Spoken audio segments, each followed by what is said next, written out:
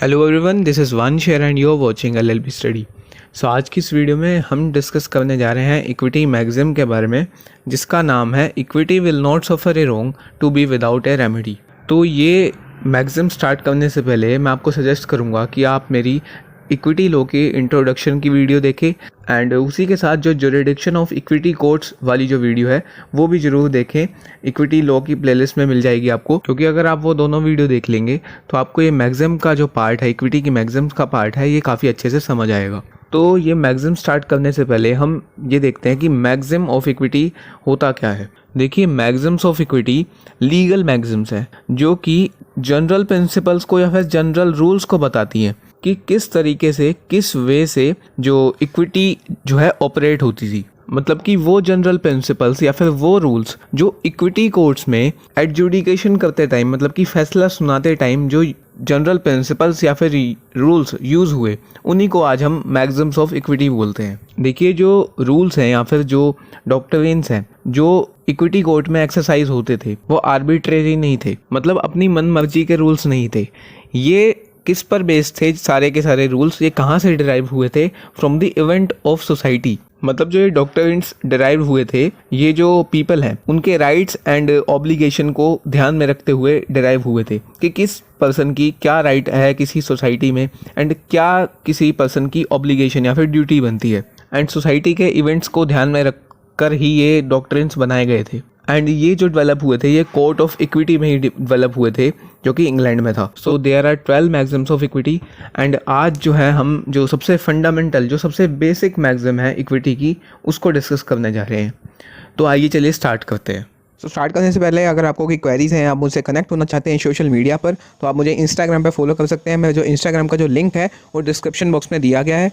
And अगर आप मुझे कॉल करना चाहते हैं तो आप मुझे कॉल मी 4 ऐप के थ्रू कॉल भी कर सकते हैं। मेरी जो आईडी है स्क्रीन पर डिस्प्ले हो रही है। So equity will not suffer a wrong to be without a remedy. देखिए, एक प्लेन रीडिंग से ये समझ आता है इस मैगज़ीन में कि रॉन्ग की बात हो रही है एंड साथ के साथ रेमेडी की बात हो रही है।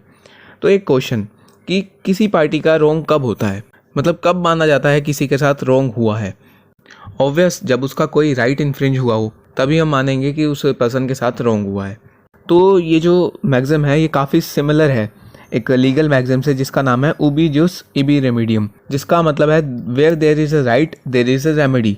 जहाँ किसी पर्सन का राइट होगा वहाँ उसको रेमेडी ज़रूर मिलेगी। मतलब जहाँ किसी पर्सन का राइट एग्जिस्ट करता है उसी के साथ रेमेडी भी एग्जिस्ट करती है। उस राइट के इन्फ्रिंज होने पर उस पर्सन को रेमेडी भी मिलेगी। तो ये जो मैगज़ीन है ये उबी जुस इबी रेमेडियम का ही एक डेरिवेशन है।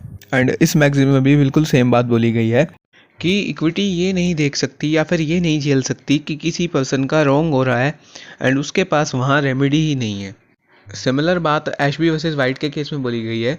इसमें बोला गया है कि अगर लॉ जो है किसी पर्सन को राइट प्रोवाइड करता है तो वो जो पर्सन है उसको उस राइट को मेंटेन करके रखना चाहिए। एंड अगर वहाँ उस राइट का एन्जॉयमेंट करते हुए अगर वो पर्सन इंजर्ड होता है, उस राइट को एक्सरसाइज करते हुए या फिर एन्जॉयमेंट करते हुए वो पर्सन इंजर्ड होता है, तो वहाँ उसको रेमेडी भी प्रोवाइड होगी। एंड ये भी बात बोली गई इस केस में कि it is vain thing to imagine a right without a remedy. ये बेकार है, पॉइंटलेस है, मीनिंगलेस थिंग है कि किसी राइट को इमेजिन करना विदाउट ए रेमेडी। तो इससे ये कंक्लूजन निकला कि जो जहाँ राइट होगा वहाँ रेमेडी भी होगी। देखिए, जो मैगज़ीन है ये बैकबोन है पूरी इक्विटी का। जो रिडिक्शन है पूरी इक्विटी की मैगज़ीन की ये एक बैकबोन है जो ये मैगज़ीन है। एंड इस मैगज़ीन के बिना इक्विटी जो रिडिक्शन स्टैंड ही नहीं कर सकता। देखिए, इंग्लैंड में जब इक्विटी का डेवलपमेंट हो रहा था तो इस मैगज़ीन ने ट्रांसलेट किया मॉरल रॉन्ग को लीगल रॉन्ग्स में। मॉरल रॉन्ग को लीगल रॉन्ग में ट्रांसलेट करने का मतलब मॉरल रॉन्ग को लीगल रॉन्ग की फॉर्म दी। देखिए, क्यों दी मॉरल रॉन्ग को लीगल रॉन्ग की फॉर्म? क्योंकि अगर ऐसा करेंगे तभी जो कोर्ट्स हैं उस मैटर पर एडजुडिकेशन कर सकते थे। मतलब अगर मॉरल रॉन्ग था तो कोर्ट में नहीं जा सकता था वो मैटर, एंड अगर लीगल रॉन्ग हो गया तब वो मैटर कोर्ट में रिड्रेस होने के कैपेबल हो जाता था, मतलब कोर्ट में सॉल्व होने के कैपेबल हो जाता था। एंड इस मैगज़ीन का मोटिव ही यही था कि हर रॉन्ग को रिलीफ प्रोवाइड करे। अगर किसी भी सिचुएशन में रॉन्ग हुआ है तो उस प्लेंटिफ को रिलीफ प्रोवाइड करे। एंड इसका जो मोटिव है हम इसके नाम से भी देख सकते हैं इस मैगज़ीन के, equity will not suffer a wrong to be without a remedy. देखिए, मेन ऑब्जेक्ट ही यही था इस मैगज़ीन का कि जो राइट कॉमन लॉ में एनफोर्स नहीं होता था, एंड अगर होता भी था तो कुछ डिफेक्ट था कॉमन लॉ में, बट वो जुडिशियल एनफोर्समेंट के लिए सूटेबल था, तो उस राइट को वो इफेक्ट दिलवाती थी ये मैगजिम। जुडिशियल एनफोर्समेंट के लिए सूटेबल कैसे, मतलब अगर वो मैटर पर या फिर उस राइट का एनफोर्समेंट करवाएंगे तो जो वहाँ के लोग हैं उनके लिए एडवांटेजियस होगा, जो वहाँ के लोग हैं उनके लिए बेनिफिशियल होगा, तो उस राइट को ये मैगजिम जो है इफेक्ट देती थी।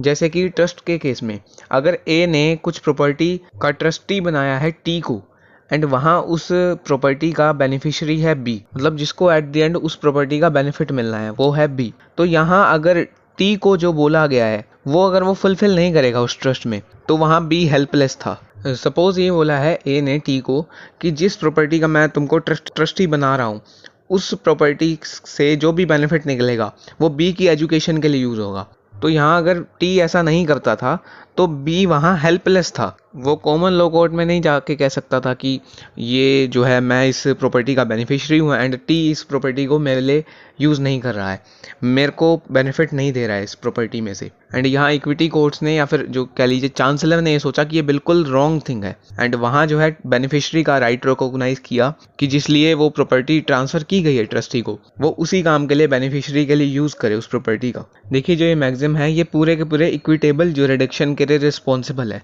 अगर आपने क्लासिफिकेशन ऑफ इक्विटी ज्यूरिडिक्शन की वीडियो नहीं देखी तो आप जरूर जाके देखिए, मैं आई बटन में भी वो वीडियो प्रोवाइड कर दूंगा, क्योंकि जो ये पार्ट है आपको तभी समझ आएगा जब आप वो वीडियो जाके देखेंगे। देखिए जो ये मैगजिम है इसने कैसे हेल्प करी लोगों की, या फिर जो चांसलर है उसने कैसे इंटरफेयर किया कि वो जस्टिस प्रोवाइड कर सके लोगों को। देखिए चांसलर ने इंटरफेयर किया कि जस्टिस मिल सके लोगों को। फर्स्ट कि जो लिटिजेंट हैं उनको रिलीफ मिले। लिटिजेंट कौन, जो केस करता है, who is taking legal action in court of law. देखिए लिटिजेंट्स की हेल्प कैसे हुई। जो कॉमन कोर्ट है उसमें ऐसा कोई प्रोसीजर नहीं था, ऐसा कोई फैसिलिटी नहीं थी कि किसी केस में एविडेंस दे सकें, एंड वहाँ जो है इक्विटी कोर्ट एविडेंस का प्रोसीजर लेकर आई। ये जो है इक्विटी कोर्ट के ऑक्सिलरी ज्यूरिडिक्शन के अंदर आता था। सेकंड, एडिक्वेट रिलीफ मिल सके, जहाँ कॉमन लॉ में जो रिलीफ था इनएडिक्वेट था, जैसे कि स्पेसिफिक परफॉर्मेंस हो गई कॉन्ट्रैक्ट की। इक्विटी जो है स्पेसिफिक परफॉर्मेंस करवाती थी कॉन्ट्रैक्ट की, वहीं जो कॉमन लॉ कोर्ट्स हैं वो सिर्फ और सिर्फ डैमेजेस दे सकते थे। ये जो है इक्विटी कोर्ट्स के कंकरेंट ज्यूरिडिक्शन में आता था। थर्ड, जहाँ जो है कॉमन लॉ बिल्कुल ही कोई रिलीफ ही नहीं देता था, जैसे कि जो ट्रस्ट के केस में अगर ब्रीच ऑफ ट्रस्ट हुआ है तो वहाँ कोई रिलीफ नहीं था प्लेंटिफ के पास भी कि वो किसी कोर्ट में जा सके, तो वहाँ उस प्लेंटिफ का राइट रिकॉग्नाइज किया। ये जो है इक्विटी कोर्ट के एक्सक्लूसिव ज्यूरिडिक्शन के अंदर आता था। तो जो ये तीनों ऊपर केसेस बताए, यहाँ पे तीनों केसेस में जो प्लेंटिफ है उनका रॉन्ग हो रहा था, बट ये जो मैगजिम है यही रिस्पॉन्सिबल है कि उस जो प्लेंटिफ को रेमेडी मिली। अब हम आते हैं उन कंडीशंस पर जो चाहिए होती थी इक्विटी का ज्यूरिडिक्शन इन्वोक करने के लिए। कंडीशन से क्या मतलब है, देखिए अगर किसी पर्सन को ज्यूरिडिक्शन चाहिए इक्विटी की, मतलब अगर उसको इन्वोक करना है ज्यूरिडिक्शन ऑफ इक्विटी, तो इन तीनों में से एक कंडीशन पूरी होनी चाहिए। मतलब अगर इक्विटी कोर्ट में किसी को जाना है, किसी प्लेंटिफ को, तो उनमें इन तीनों में से एक कंडीशन तो जरूर पूरी होनी चाहिए। देखिए फर्स्ट, राइट रिकॉग्नाइज होना चाहिए इक्विटी के द्वारा, बेशक वो लॉ के द्वारा रिकॉग्नाइज ना हो। सेकंड, राइट रिकॉग्नाइज होना चाहिए लॉ के द्वारा, बेशक वहाँ रेमेडी ना हो। थर्ड, रेमेडी भी हो लॉ में पर वो कंप्लीट ना हो या फिर एडिक्वेट ना हो। तो इन तीनों कंडीशन में से एक कंडीशन फुलफिल होना ज़रूरी था अगर उस प्लेंटिफ को इक्विटी कोर्ट में जाना है तो, या फिर इक्विटी का ज्यूरिडिक्शन इन्वोक करना है तो। एंड अगर उस प्लेंटिफ का राइट ना ही इक्विटी कोर्ट्स में रिकॉग्नाइज है ना ही कॉमन लॉ में रिकॉग्नाइज है, तो वो नहीं ले सकता था इक्विटी का ज्यूरिडिक्शन। तो हो गई कंडीशन। अब हम आते हैं लिमिटेशंस पर कि इस मैगजिम के लिमिटेशन क्या है। देखिए फर्स्ट, ये मैगजिम वहाँ अप्लाई नहीं होती थी जहाँ जो क्वेश्चन है मोरल राइट का है, क्योंकि मोरल राइट जुडिशली इन्फोर्स नहीं हो सकते थे। अब आप सोचेंगे कि मैंने ऊपर बताया कि जो ये मैगजिम है ये मोरल रॉन्ग को लीगल रॉन्ग में कन्वर्ट कर रही थी। देखिए वही मोरल रॉन्ग लीगल रॉन्ग में कन्वर्ट होते थे, या फिर वही मोरल रॉन्ग रिकॉग्नाइज होते थे जो पब्लिक के पॉइंट ऑफ व्यू से सही थे एंड जो कि बिना इनकन्वीनियंस के एंड बिना डेंजर के एनफोर्स करवाए जा सकते थे, एंड जो इनसे अलग मोरल राइट थे वो एनफोर्स नहीं करवाए जा सकते थे। सेकंड, ये जो मैगजिम है उसको राइट नहीं देती थी उस प्लेंटिफ को या फिर उस पार्टी को जिसने अपने खुद के एक्ट से अपना राइट डिस्ट्रॉय कर दिया है या फिर लॉस्ट कर लिया है। मतलब अगर कोई प्लेंटिफ है एंड वहाँ वो किसी पर्टिकुलर मैटर पर रिलीफ लेने आया है पर उसने वहाँ खुद ही कोई रॉन्ग कर रखा है, वहाँ उसका खुद ही डिफेक्ट है, तो वहाँ उस प्लेंटिफ को रिलीफ नहीं मिलता था। देखिए ये तो होगी लिमिटेशन। अब हम देखते हैं कि जो इंडिया में इस मैक्सिम का कहाँ कहाँ एप्लीकेशन होता है। देखिए फर्स्ट, स्पेसिफिक रिलीफ एक्ट में जो सारी की सारी इक्विटेबल रेमेडी से ही स्पेसिफिक परफॉर्मेंस होता है कॉन्ट्रैक्ट का, या फिर रेटिफिकेशन होता है, या फिर इंजंक्शन की जो है ऑर्डर्स होते हैं। सेकंड, जो इंडियन ट्रस्ट एक्ट है वो ट्रस्ट से रिलेटेड सारे लॉ से डील करता है। थर्ड, जो सिविल प्रोसीजर कोड है उसका सेक्शन 9 एंड सेक्शन 151 इस मैक्सिम से डील करता है। सो ये होगी हमारी मैक्सिम कंप्लीट। अगर आपको वीडियो अच्छी लगी हो तो प्लीज़ लाइक कीजिए एंड सब्सक्राइब कीजिए इस चैनल को और भी लॉ टॉपिक से रिलेटेड वीडियोस देखने के लिए। एंड इक्विटी की जो प्लेलिस्ट है जरूर जाके चेक कीजिए, इससे पहले की वीडियोस आपको वहाँ मिलेंगी। So that was it, have a nice day.